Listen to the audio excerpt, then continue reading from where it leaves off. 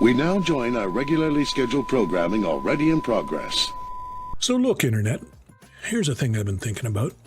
I discovered recently that here in Korea, there's a whole kind of cottage industry of YouTubers. I mean, there's a whole big Buddhist YouTube in Korea. YouTube's huge. I mean, there's tons, of course.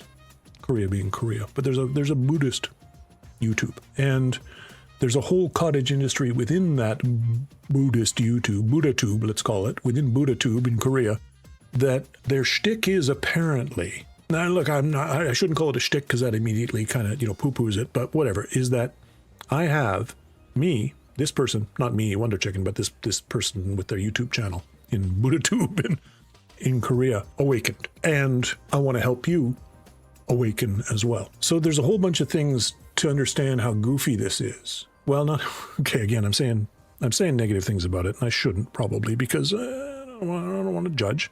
But there's a few things I have to kind of explain for that to make sense, I think. And the first thing is the word that we usually in English that for some reason has gotten attached to the idea of, making your way towards Buddhahood, towards some Buddha nature is enlightenment. And that's the wrong word, I think. I don't like that word. It doesn't. Hey, Doug, how you doing? I'm going to talk Buddhism for a few minutes if you don't mind. Enlightenment isn't the right word, I don't think. I don't think it's a good translation of the Sanskrit. I'm an old school Buddha guy here, right? Doesn't translate well. What the right word to be using is awaken or wake up, because the Buddha is not a name. Buddha is an epithet. It comes from the Sanskrit verb bodhi, which is to wake up.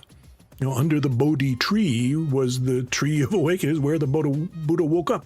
Buddha just means the guy who woke up. It's not about being enlightened, and we've got all this thing about enlightenment and stuff, and let alone the Enlightenment in 500 years ago in Europe and things like that after the Dark Ages. And there's a whole bunch of cultural freight and stuff that goes along with that word. I don't think it's so awakened, right?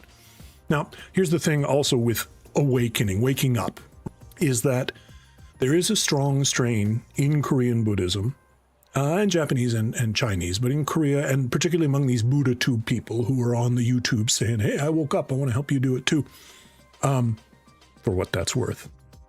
Most people know Zen Buddhism, at least as a phrase, right? And that's Japanese. That's the Japanese variant, the flavor Zen.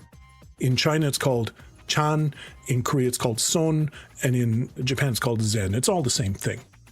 And it's a subsection, a sub-flavor of the whole Buddhist thing. There's already two big main sections, which is Mahayana and Hinayana. Although Hinayana is kind of a pejorative, it literally means in Sanskrit smaller vehicle, lesser vehicle. Shrivakayana is a better name for it, but whatever, that is just semantics, doesn't matter. So the old one, which is Hinayana or Shrivakayana, the original stuff, and then Mahayana Buddhism, which is pretty much, from India, from China particularly into Korea, Japan, rest of the world historically. So some good things and some bad things to say about Mahayana Buddhism. I'm not a big fan of a lot of the religiosity and nonsense of it. I think it had ended up over the last couple of thousand years doing the same kind of thing that happened to Christianity, which is you got one guy with some really good ideas and there's this whole towering edifice of nonsense that's built on top of it. But there was some good things about Mahayana Buddhism, which was, anybody could be part of it. You didn't have to be a monk or a nun or whatever. You could, it was of the people, by the people. In fact, nuns or, women could be full-on Buddhists. Another good thing. Mahayana opened the doors to some extent, but also piled a bunch of nonsense on top. So anyway, Zen, Chan in China and Son in Korea is a subsection of that. And the thing about it is, a couple things about it. One is that it is attached to this idea of sudden awakening, where the doors of perception open, whatever, where you wake up, where something happens in your mind and whatever. And it comes through practice, through meditation, through hard work, through, sitting, zazen is the Japanese word that people are maybe familiar with, where you sit, you meditate, focus on your breathing. And, at some point, hopefully you empty your mind enough that boom, the doors of perception open and you understand. And waking up just means waking up to the fundamental nature of the universe, and I'm going to talk about all that stuff some other time, about what Buddhism actually is. But I'm trying to talk about this Buddha tube thing in YouTube, right? So, and the other key thing about Zen is that if you are a Zen teacher or Zen practitioner, then you should be able to trace a lineage back to the original, not the Buddha, one step away from the Buddha 1 degree removed. Right? Every Zen teacher, Zen monk, Zen practitioner is taught by somebody who was taught by somebody who was taught by somebody who was taught by somebody. Back it goes to the original guy who was sitting there listening to the Buddha one time, and the Buddha was like hanging about, not saying very much, not talking, not saying shit. Buddha, well, Siddhartha Gautama, holds up a flower, just holds up a flower. And a lot of people are, there, what the fuck's he doing? And one guy goes, boing. Wordless transmission of awakening.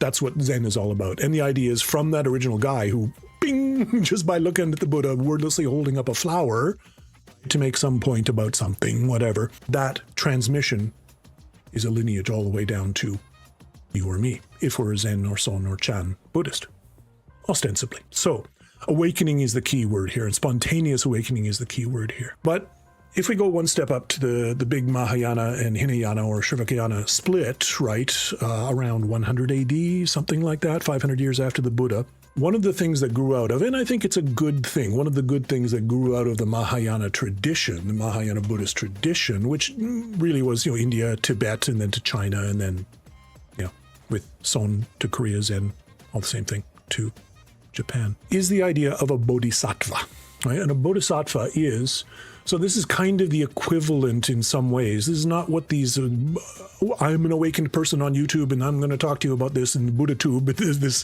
cottage business on YouTube is talking about. These people, I don't think, my Korean's not good enough to know, but I've learned about it a little bit, is that a bodhisattva, bodhi, to wake up, the Sanskrit, literally the Sanskrit verb to wake up, bodhi. A bodhisattva is someone who has dedicated themselves to redo, because suffering is what it's all about. That's the first of the Four Noble Truths, is that everything is suffering. Someone who has dedicated themselves to reducing the suffering of all sentient beings. You are a bodhisattva, and that's your path to Buddhahood. That's your path towards the Buddha nature. Dedicating yourself to that, reducing the suffering of all sentient beings. And it arises out of, and here's the key thing, the idea is that it arises out of what's called another Sanskrit word, karuna. And karuna, again, it doesn't translate that well to English. It's like compassion or sympathy or something like that. But it doesn't translate well because in English, when we say compassion or sympathy, I think a lot of what comes into people's mind is this sort of sloppy sympathy. It's like, oh, the poor little person, the poor little doggy, oh no, it's so sad. And then you go on with your life. Karuna is not. Karuna is compassion for suffering in any sentient being and dedicating yourself to reducing that by whatever means you have available. So it's not just feeling bad, it's feeling bad and or feeling fellowship, feeling empathy, and then committing yourself to doing something about it. And this is where I'm not sure what's going on with these BuddhaTube awakening people, because it seems to me like a bit of a scam, because it's like, the cliche in English, people who say, trust me, are the exact people you should never fucking trust. How many minutes am I? Can I swear now? Yeah, what the hell? Right? Hey, Bearman, how you doing? I'm on about Buddhism this morning. We'll be bonking shortly, I promise. People who say, trust me, are the exact people you should not trust. And in my mind, people who are on the YouTubes, on that cottage industry of the BuddhaTube, Korean YouTube thing, community of Buddhists, there's a lot of good stuff going on there for sure. But there are people, and someone who gets on the YouTubes and makes a channel and said, I am awakened, through my teacher or whatever, because if they really are a Zen, Chan, or Son Buddhist, then they trace the lineage back. And to me, it could be either of those two things, right? It could be that they are trying to pursue being a bodhisattva, trying to pursue reducing the suffering of all conscious beings. And one way to do that is to try and help people to wake up in the Buddhist sense, bodhi, right? Buddha, bodhi, the guy who woke up. And the way they're doing that is by making a YouTube channel and trying to teach. That's fine. That's good.